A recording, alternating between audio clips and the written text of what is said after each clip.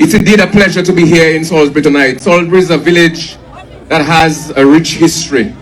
It was here in Salisbury that in 1976 that Patrick John announced the Salisbury Declaration, where he outlined his plans to take Dominica to political independence from Britain. It was in Salisbury that my uncle Rosie Douglas held many African Liberation Day rallies. So the people of Salisbury, you have a rich history. And I have a lot of respect for the people of Salisbury, especially in the last few years. 2019, the people of Salisbury stood up, and I heard the Prime Minister on December 5, 2019 say that this blocking of roads in Salisbury must stop. And within a few hours, I woke up on the 6th of December 2019, and I heard the people of Salisbury crying under tear gas from the police force and the RSS. What a shame that was, brothers and sisters. The people of Salisbury, many of them are facing charges, bogus charges, but you have stood up. And you know something, brothers and sisters? Roosevelt Skerrit was convinced that he was going to win all 21 seats. He was convinced. But I knew in my heart that the people of Salisbury and Marigot would not want some Labourite to represent them in Parliament. I knew that.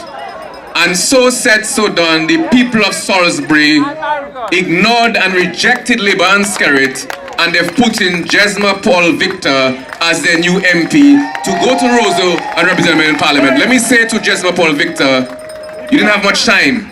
A few days, perhaps 2 weeks. I want to congratulate you and the persons who campaigned for you, marshaled resources to get persons to vote for you, to keep Skerrit out of consolidating a dictatorship in Dominica. Brothers and sisters, the people of Salisbury, as I said a while ago, were tear gas in their beds. People died a few weeks later. And the perpetrators of that tear gassing are still at large. A new government, a UWP government, will pursue these perpetrators all the way to the ICC, the International Criminal Court. You have to pay for that. You have to pay for that. And a commission of inquiry will be established to find out who gave the orders to tear gas the people of Salisbury in their beds on the night of December 5th and the morning of December 6th, 2019. Brothers and sisters, the United Workers' Party decided that they would not contest the election. That was the right decision, brothers and sisters. Regardless of the short-term to medium-term consequences, that was the right decision. And you saw in the election that 28% or less of people voted in that election. Labour Party vote went down by over 5,000, despite the fact they brought in people by boat and by plane. Despite the fact the main opposition boycotted, Skerrit was still not sure, and he had to import people to come and vote. And you know something? We talk about electoral reform, which is important. But equally important, brothers and sisters, is campaign finance reform. I saw for myself at first hand in the 2005 campaign, where bus drivers were given thousands of dollars that they'd been owed from Granby. I saw at first hand the amount of money the Labour Party had in 2005, in and 2009. I wasn't there after that. I saw what happened in 2005. We had a rally on the Bayfront, and the Labour Party must have spent in excess of $250,000 bringing down Crossfire, paying swinging stars, and bringing persons from all over the country, where we need to know the source of those funds. So going forward, brothers and sisters, we need to know who is paying the bills of the Labour Party. And what do they expect, those persons, those donors, what do they expect in return? We have to address that. Brothers and sisters, I think I know a thing or two about being in opposition. Labour spent 20 years in opposition.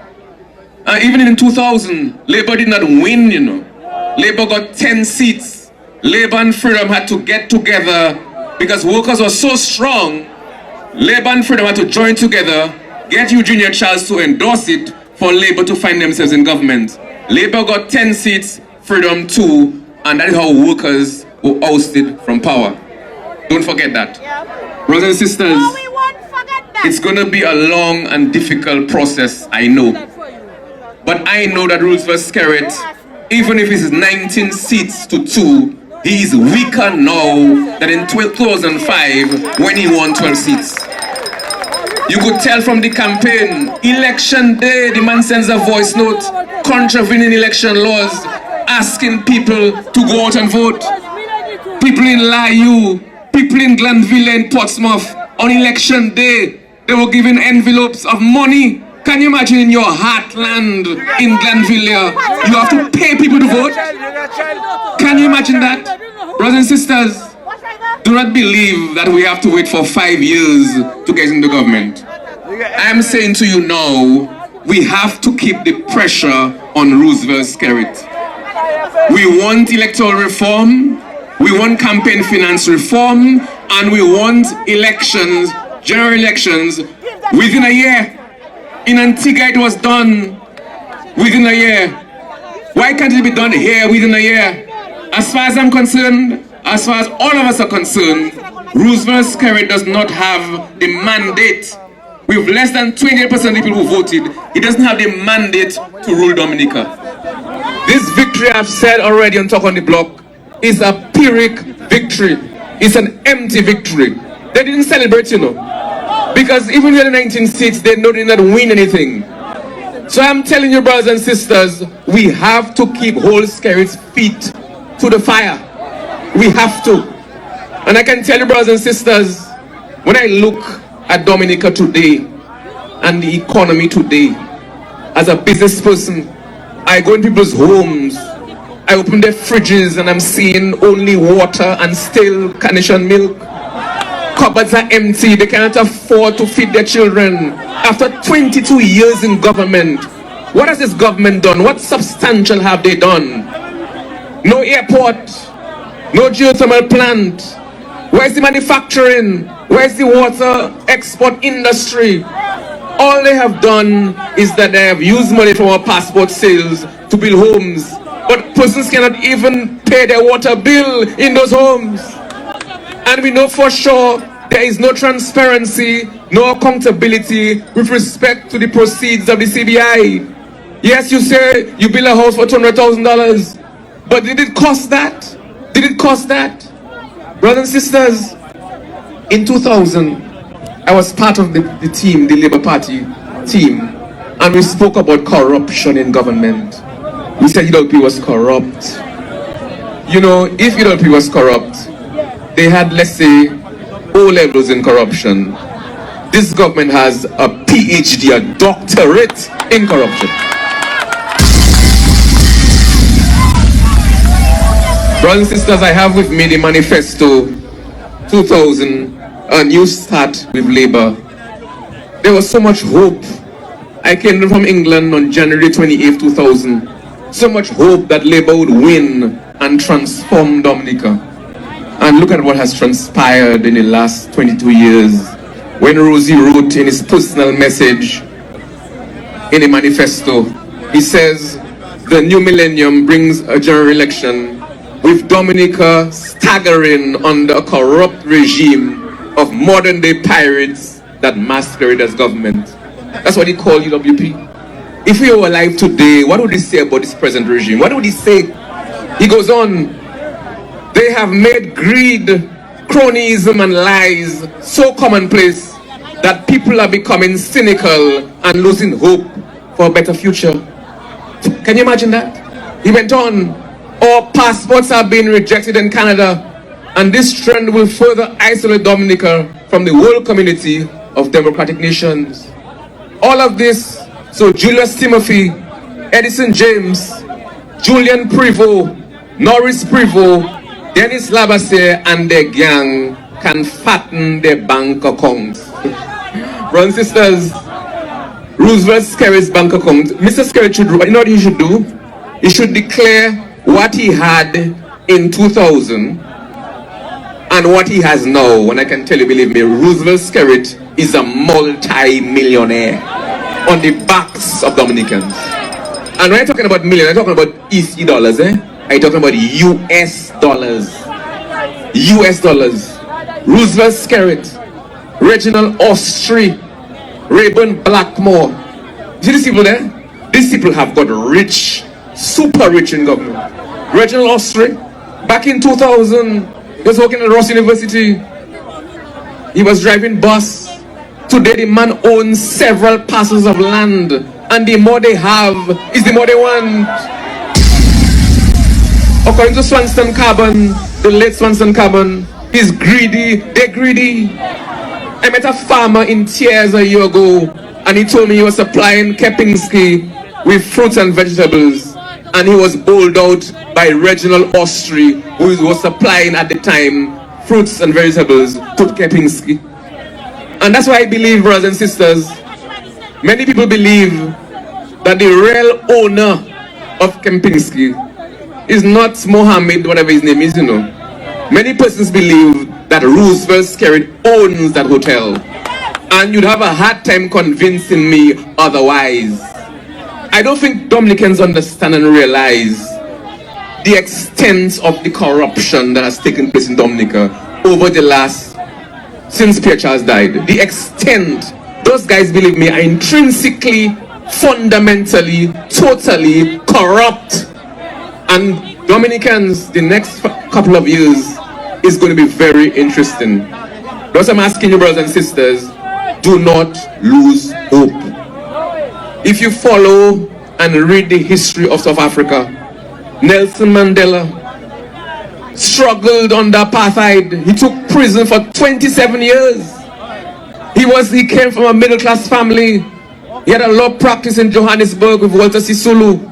He could have decided, boy, let me just make my money and forget about the struggle.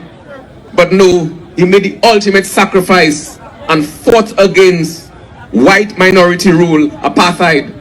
And in 1990, he was released from prison. And in 1994, he became South Africa's first black president. It tells you there is hope. There is hope.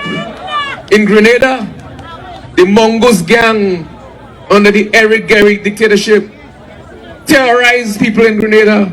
Terrorized. Morris himself was beaten at Fort Rupert in 1973. And just about 6 years later, on March 30th, 1979, he led a coup which toppled the Eric Garrick regime. It's sad what happened afterwards. You can think about many other countries in the world where persons have stood up and have struggled and they have won. I'm telling you, just as all those people in South Africa fought for South Africa without racism that is free for all South Africans, I'm telling you, do not lose hope. Because you're thinking to yourself, boy, Skerrit have 19 seats. If all 19 seats he has, he is as weak as ever. He's got rid of Blackmore. Well, out of the cabinet, I'm sure Blackmore and Ian and Reggie, he will set them up. Ambassadorships, the Attorney General, Chief of Police, whatever. But the team that he has coming in there, that's the weakest team that the Labour Party has ever had. And they've had some weak teams. He's had some weak teams. I remember I was on the radio and people called me and told me I made disparaging remarks about the Member of Parliament for Pebu Shibin Young. And the point I made to them, is, when you are voting somebody to go into Parliament, they have to have something that they bring to the table. Experience. And that team that Skerrit has, for the most part, they haven't got the experience and the expertise. The world of today is a very complex world. In 2009, when Skerrit won the election, he had 18 seats. Yet he called Charles Maynard to be a minister. He called Eddie Lambert to be a minister. Dr. Valda Henry, Dr. Honeychurch, because he knew that within the persons that had won their seats, they didn't have what it took to run the country. He asked Judith Pestena, before Charles Savrin, to be Minister for Foreign Affairs in 2005. So I'm telling you, believe me, that team that is there, Dominicans, you see that economy we have there? We have no economy. we have no, as a business person, I can tell you, we have no economy. And it takes time to build an economy. Over the last 22 years, what you have seen is that Skerrit has wasted the resources of the country. And we find ourselves now, we did not prepare ourselves for the world of today. A war in Ukraine, or over-reliance on fossil fuels to generate electricity. Look at where we find ourselves in Dominica today. If Roosevelt Skerrit, believe me, from 2004 had done his work, today we have had an international airport a long time. We would have had a solar farm, a wind farm. We would have had an water export bottling industry. Look at where we are today. We have the highest, to go to fill your tank now is $16, $17 per gallon of gas. Kerosene expensive, diesel expensive. A year ago I was buying a small tin of Dutch Lady for $120. Now it's $170. How, I ask myself, how do we manage in Dominica the cost of living? And other countries getting a dividend from CBI. And what are we getting? The kind of monies that have been derived from CBI. Eugenia Charles never saw that kind of money. I remember in 1988, we made $103.7 million, $104 million from bananas. And we were clapping. Today, we're making that money in passport sales in 1 hour. And where has the money gone? Where has the money gone? Brothers and sisters, we are where we are today, partly because we have allowed Roosevelt Skerrit and this regime to get away. Too often, that election on December 6th should never have taken place. If there was anywhere else in the civilized world, whether it's Haiti, whatever, it should never have taken place. We allowed it to happen. Roosevelt Skerrit has time and time again has pushed us further and further back. And we've just basically allowed him to push us further and further back. When are we going to push forward? When? The United Democratic Party can't do it on their own. The Electoral Reform Coalition can't do it on their own. We have to decide to take our future in our own hands. As I close tonight, brothers and sisters, I say to you, I'm very sad at the way, at how, what Dominica has become. And I can tell you, brothers and sisters, I am one of those who helped to build the man that Roosevelt Skerrit is today.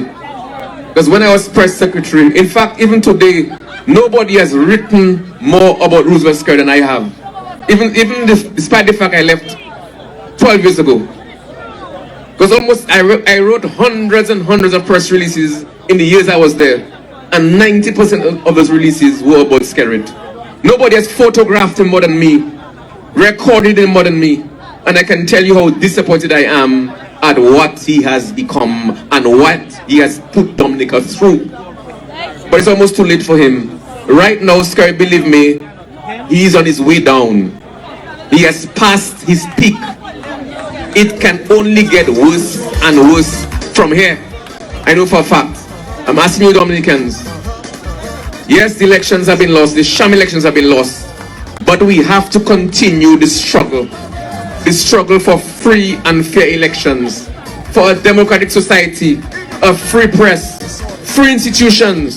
The IPO. The Public Service Commission. The Police Service Commission. The police force. We have to argue and press for reform and progress in these areas.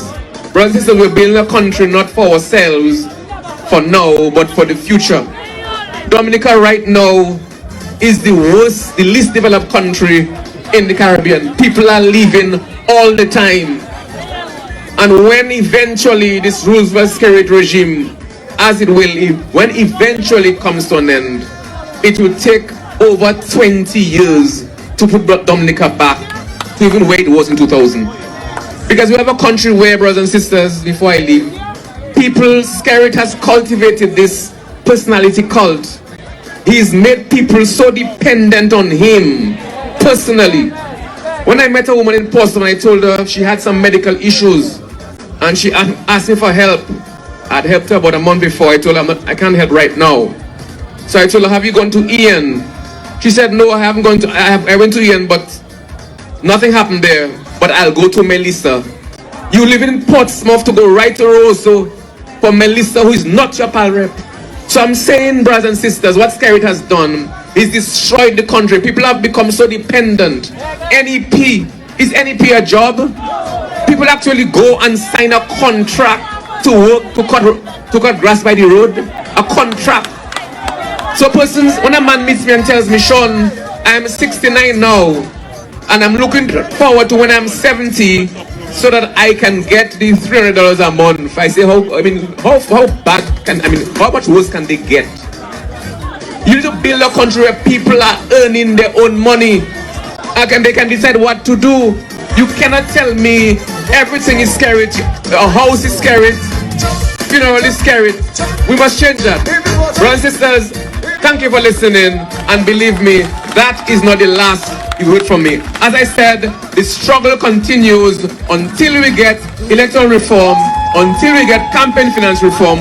We will not relent. Thank you, brothers and sisters.